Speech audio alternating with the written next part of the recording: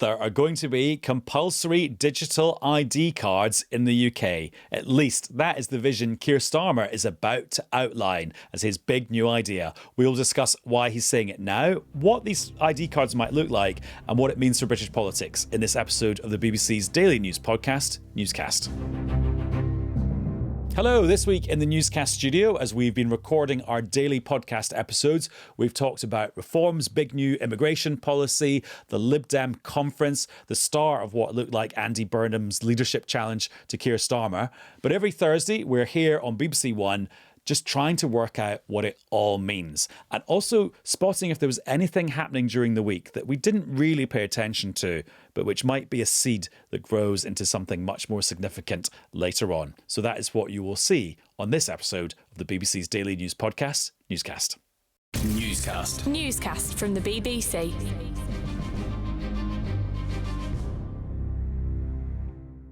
Hello, it's Adam in the Newscast studio. And it's Chris in the Newscast studio. And it's Vicki in the Newscast studio. And it's also Joe in the Newscast studio.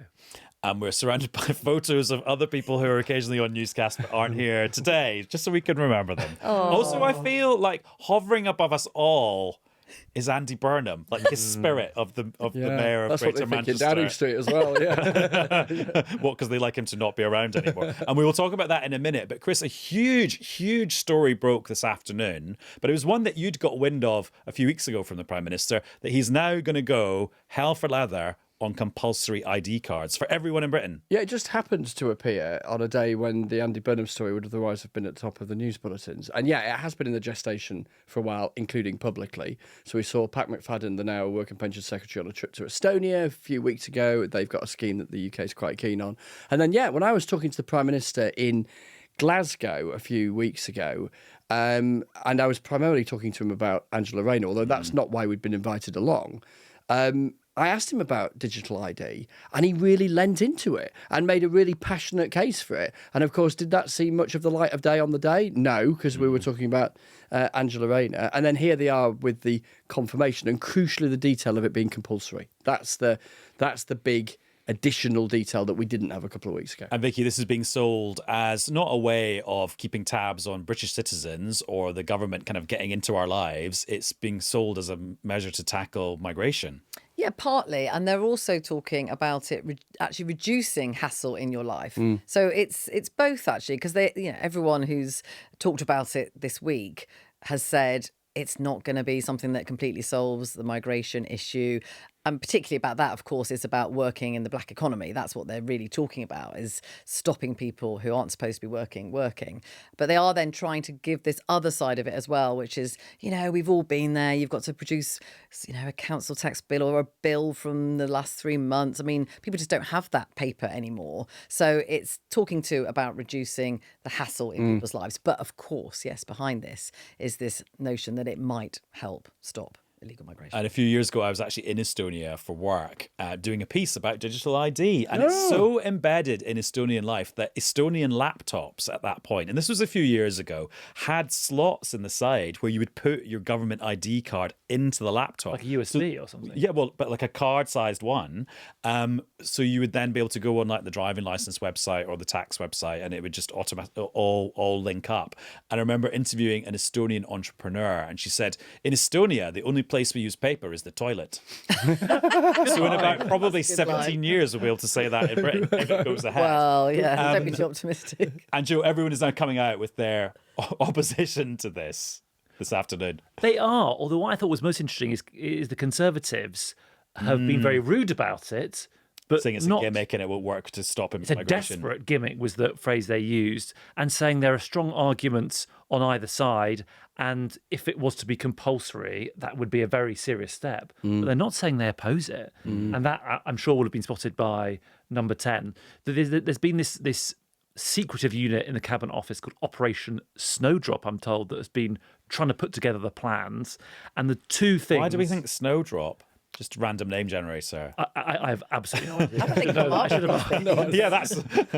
But work checks and rent checks are the two things they seem. I mean, we'll find out more in the coming days. But they think that they get this ID will be used in.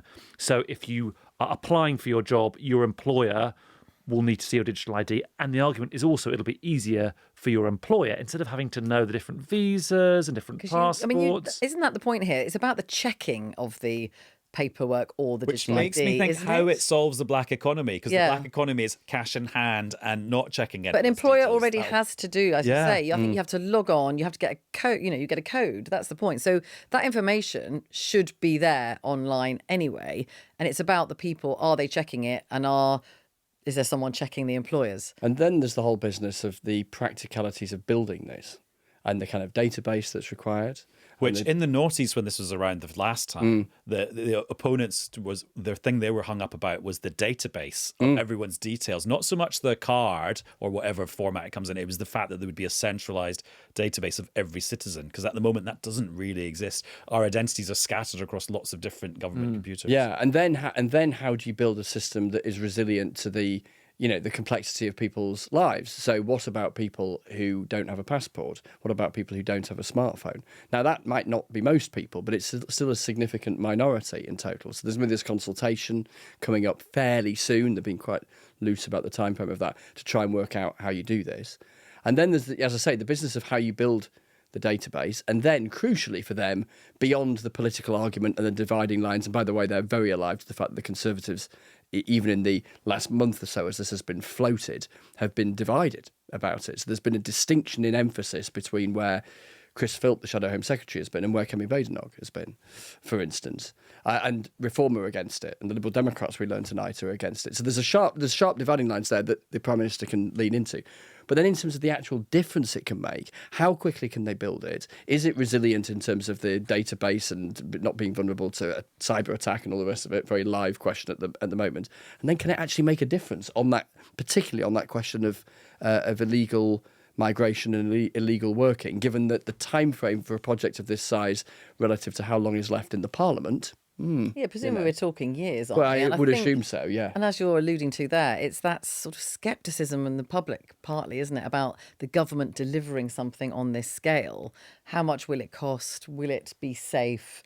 All of those things which play into this as well. And the record the government have had in recent years on big IT projects has been great. We've had that big the series of Afghan data leaks that have been very costly in the sort of the legal costs around them. You can see this being problematic. Although somebody involved in the process told me definitely there is an intention to get it moving before the end of this Parliament, but that doesn't necessarily mean the mandating of both rent checks and employment checks happens at the same time. For me, on the timeline, the question is, can they do whatever they want to do consultation-wise to have any first legislative step in the next King's Speech, which is likely to be in the spring? So, I don't know the answer to that, and they're not answering those questions. How long? That would be the fastest you could start building up the legislation. But that's separate from the whole business of, as you say, building the database. How long does it take for a snowdrop to go from bit of pollen to beautiful vase of flowers? If that's how snowdrops end up, I don't really know. Snowdrops don't last long, do they? Isn't that I was just thinking of I was thinking of a I was thinking of a What were you thinking of? I was thinking snowflake. Well, they melt. No, I know. Contact with the But ground. then I was thinking, you mean the snowdrop's a plant, isn't it? Yeah, sorry, I was just catching up with that. Whoa. Yeah, sorry. Green-fingered Chris Mason, as always. What's your garden like? Don't come to You know what my that is garden. behind you there, right? That's a plant. That's not a real one.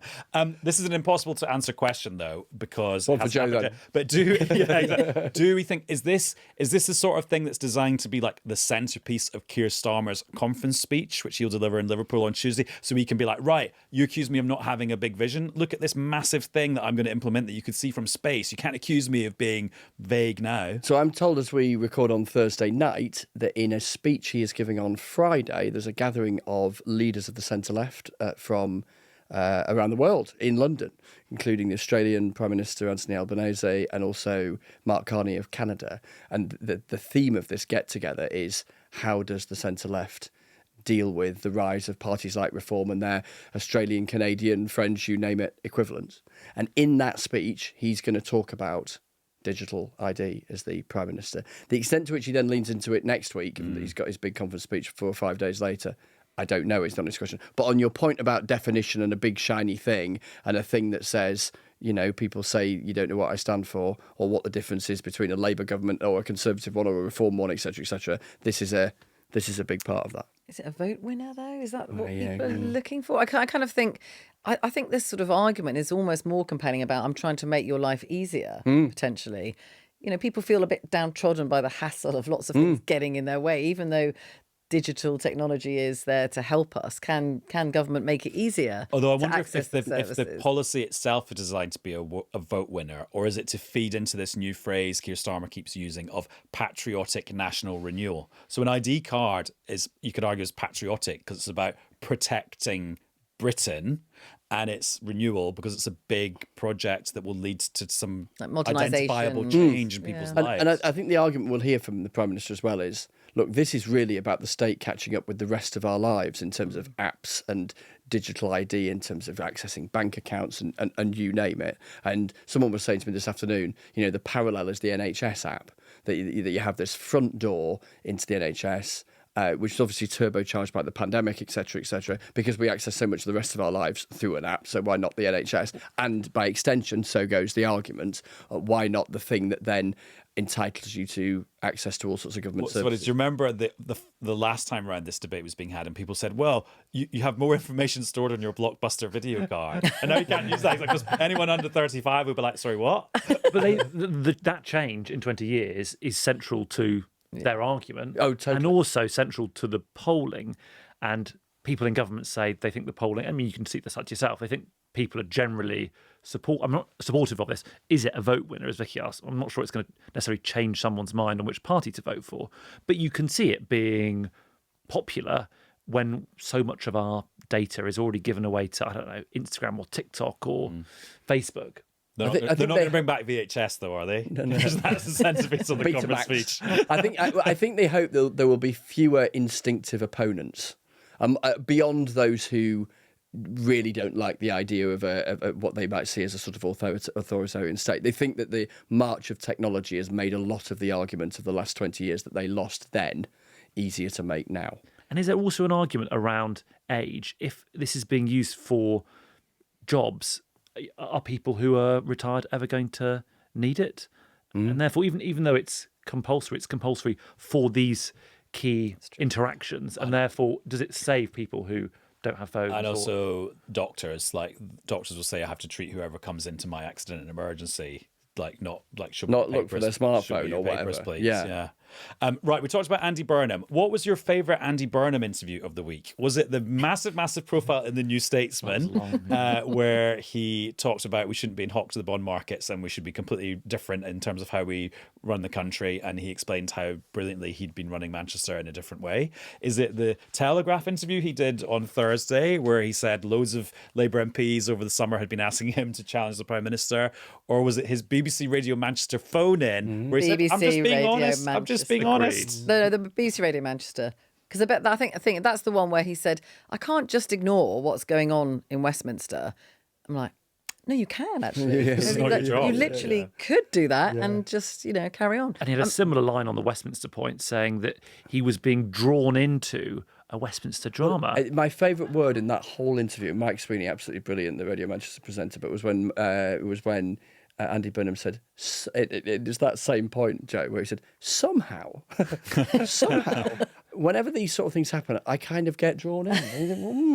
Won 3 interviews, and secondly, because they are a choice. They are a choice. I think the Radio Manchester one is his weekly. He does that every less week. of a choice. But So he the does do that second every one, the week. Telegraph, it sort of made it bubble over, arguably, but also the claim that he's drawn into Westminster drama as if Westminster is something that he's separate from when he was a aide to an MP, a special advisor, and an MP for 16 years. I mean, he can't. I mean, certainly eyebrows were raised in some Labour circles at that. The intriguing thing, so the Tom McTague interview in the New Statesman, it's a wonderful read. It's beautifully written. They talk about poetry and stuff like that. He spent a good few days with him. You get a sense of where Andy Burnham is currently sort of pitching himself politically. And I say currently because his critics like to point out that they think he's sort of occupied lots of different political positions over time. But if he'd just done that, I mean, yesterday there was a bit of news coverage around his New Statesman interview. It was on the eve of conference. We know what his ambitions are, and of course, it's in the Northwest. Conferences in the Northwest. There's no shame in ambition in politics or aspiring to be Prime Minister, etc., etc. And it made a bit of news. But last night when I was down in a newsroom at about 11 o'clock at night and I saw the Telegraph, I was like, blimey. And, because the reaction might be, oh, he's just done another interview. No, he's done another one. Another one, Yeah. which is even sharper and much less, much sharper. Yeah, much less subtle. No, but wouldn't his justification for speaking to the Telegraph be, well, lots of people who are thinking about voting for reform might read the Telegraph, and if it's all hands on deck to fight reform, then I should go and sell the message. Yeah, but he's putting there. forward policy ideas that the Prime Minister hasn't put forward, isn't he? If it was just that, but it's not, isn't it? It's, saying on the one hand, I'm here to support the government in any way I can, but then actually putting forward ideas which, aren't necessarily ones that are going to be, taken on by people. The thing is, though, the overall impression we're left with after a day of all of this is that Andy Burnham has supporters in the Parliamentary Party, no doubt about it. We should emphasise that getting back to Westminster is not remotely straightforward because you'd have to find a seat, and then there'd be a by-election, and then Reform would throw everything at it, and various others, and etc. And also everyone would know that that's what he was doing. Well, no, I mean, there's even this thought, I'm being slightly flippant when I say this, but there'd be a by-election with Keir Starmer and Nigel Farage on the same side, hoping that Andy Burnham doesn't win. The Prime Minister would say he would want to win every Labour seat, etc., etc. But just a little thought in my mind.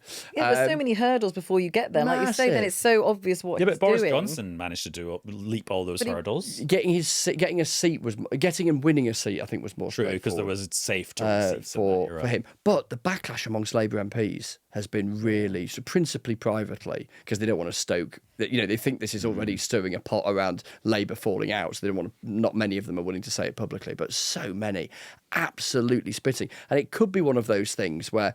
There's plenty in the Parliamentary Labour Party who are really grumpy at the moment, not happy with the Prime Minister, etc., etc.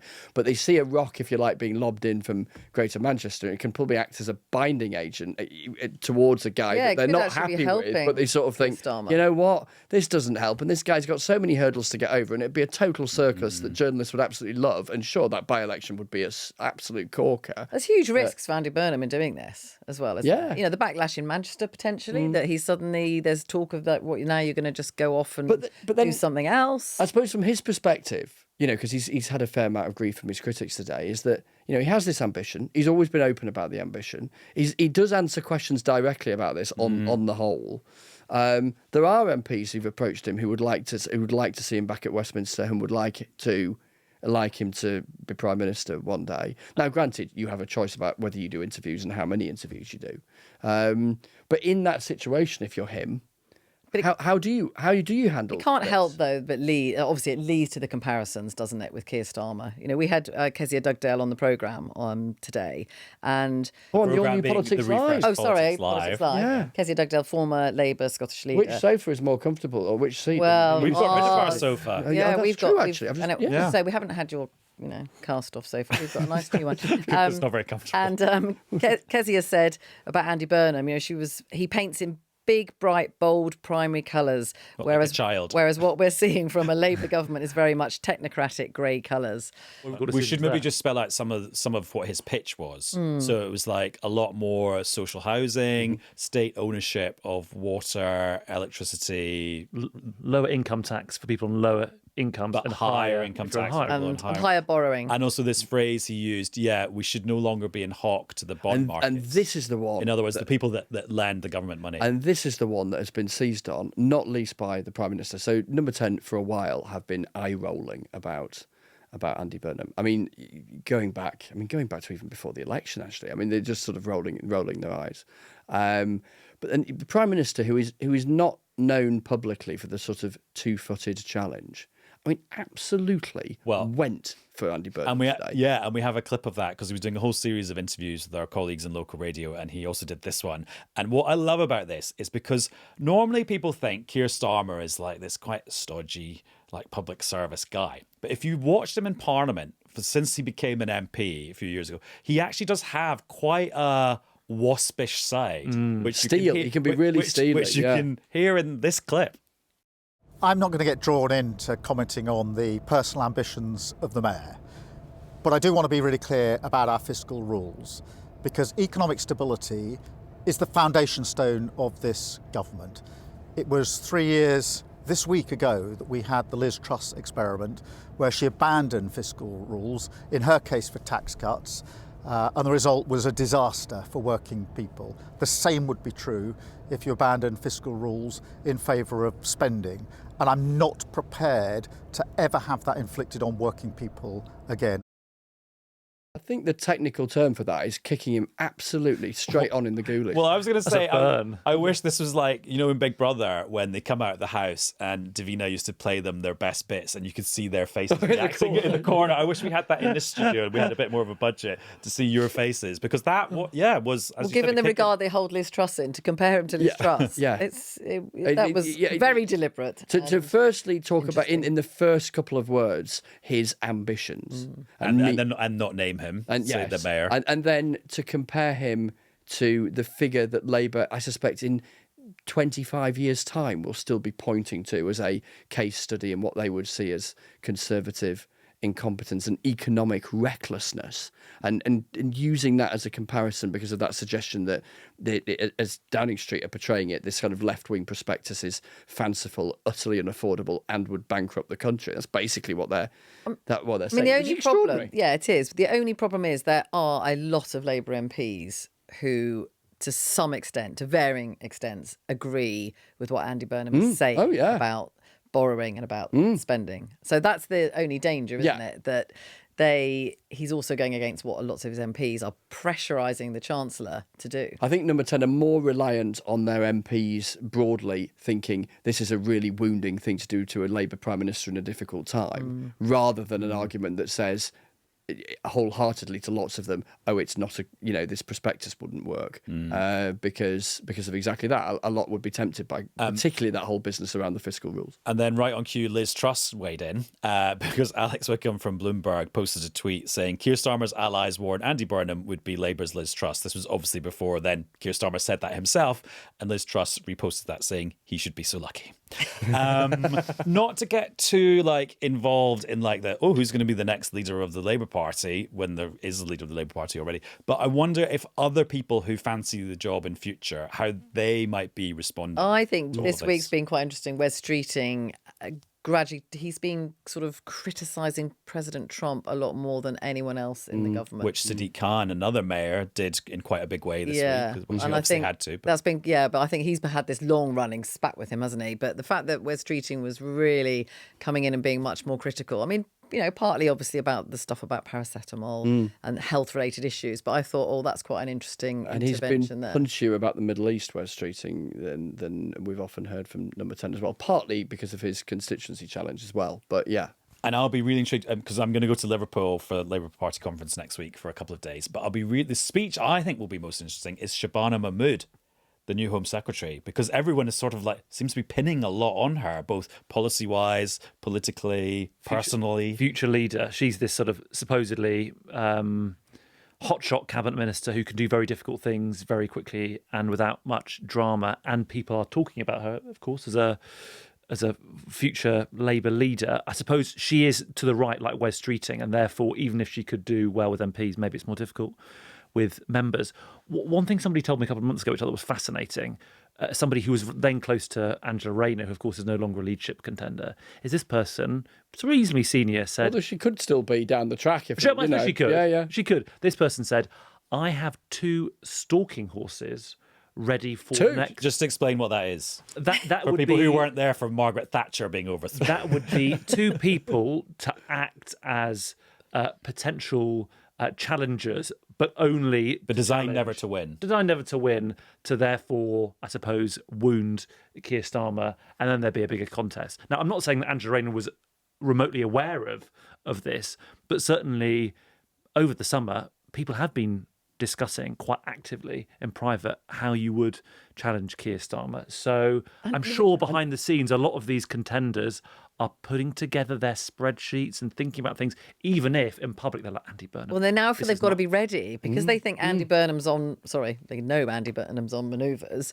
They now have to be ready as well. And, let's just take a step back here. We're only a year and a bit. Yeah. He's got a massive majority. A lot of people would say he hasn't even, begun, And slightly different, but also related. A few weeks ago, ago when we were talking about the Reform Conference, Chris, you were saying it's so interesting that lots of the defectees from the Conservative Party to Reform seem to be people that were kind of in Boris Johnson's camp. And then, of course, there was the it was Nadine Dorries, who was one of the defectees, saying, oh, we should recruit Boris over onto Reform's side of the argument. And then Boris Johnson himself has now waded into that, and he was being interviewed by Harry Cole on his modestly titled programme, Harry Cole Saves the West. And this is what Boris Johnson said. My concerns, as I say, and they're serious concerns, are about the approach to the economy of the Reform Party and the approach on national security. And I think both of those will be severely tested in the years ahead, and people will actually want serious answers. And I think that the answers are going to be Conservative answers. So obviously Boris Johnson is not going to go, but I don't think we ever thought he was. But what did you think of him wading in and taking that line against Reform?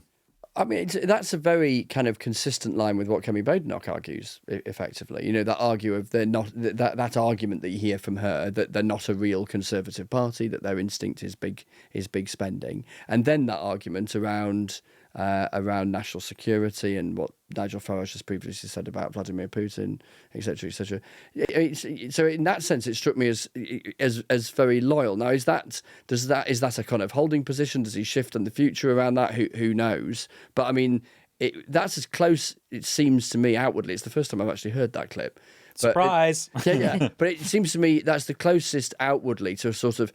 Not a lot you can see here from Boris Johnson answer. Well, no, he did go on to say, when I was in charge of the Conservative Party, Reform was at 0%. So not that loyal. So it wasn't Couldn't that loyal for the and whole then sentence. it became a little bit like, well, you know, and then I think he was asked by Harry, so what if they brought you back, it will be all right. And he said something like, oh, yeah, maybe. And I was interviewing Jake Berry earlier, who is one old of ally, those people, yeah. and still very close friends with him. Yeah. And said, is that the answer? You know, if he came back to lead the Tory party, would you go back? And he said, look, you know, I think he's trying to defend his legacy. And, you know, he's been Boris Johnson, isn't he? Been under a lot of attack from Reform. Yeah, this whole about Boris Wave immigration. idea, And that, you know, calling it the Boris Wave, the large number of legal immigrants who came into the country after Brexit when he was Prime Minister, I think he might feel he's having to defend his record. Because the counter to the argument he's making about there was no reform when I was running, and of course, you know... Is that there was no reform. There was no reform. Well, exactly that. But then also the argument Reform will make is that one of the reasons Reform have managed to do so well is because of his legacy as Prime Minister. But no, I think, you know, in answer to that, he's in answer to his reflections on Reform now, that's kind of the front bench Conservative. And this is very, very, very niche. But that's fine because it's very late at night by the time we get to this point in the programme. Is this a bit of a message to people like Robert Jenrick, who are being like even tougher on immigration and a bit reform-ish, but within the Conservative Party? And this is Boris Johnson signalling that, no, you win elections by being a little bit more kind of middly than that. I definitely think you can interpret it as that. And also, you're talking about Boris Johnson's legacy. One thing he's really proud of is how he got the UK very behind Ukraine, and the UK helped persuade other European nations and the States to do something similar. And therefore, it's no surprise that he wants to talk about that and the sort of unclear future of that country in relation to Russia. But it is a more, I suppose, trying to focus on more statesman-like issues than necessarily the different opposition in the trenches style campaigning you get from Robert Jenrick, who's in tube stations asking people why they're not paying and doing other sorts of And another stuff. very high-end, well-produced social media video today. With loads of graphics. Yeah. Lots of words floating around. Right, Joe, thank you very much. Thanks for Adam. bringing us the news of Operation Snowdrop. Gardener's World beckonings.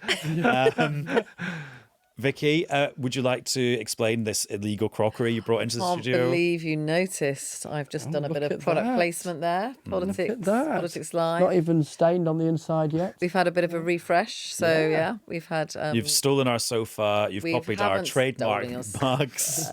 we're involving the audience a little bit more as well. So we sort of talk about the Westminster bubble, don't we? So the idea is to make sure that we're not all sitting in a bubble, and so we get the views the bubble. of the audience. Yeah. Is it because Joe Coburn cleared off with all the cups? Oh, is that where they've gone? Different logo. Oh, yeah. And Chris, I'll see you in Liverpool for the Labour Party conference. See you then. And thank you very much for watching. We'll be back with another newscast very soon. Bye.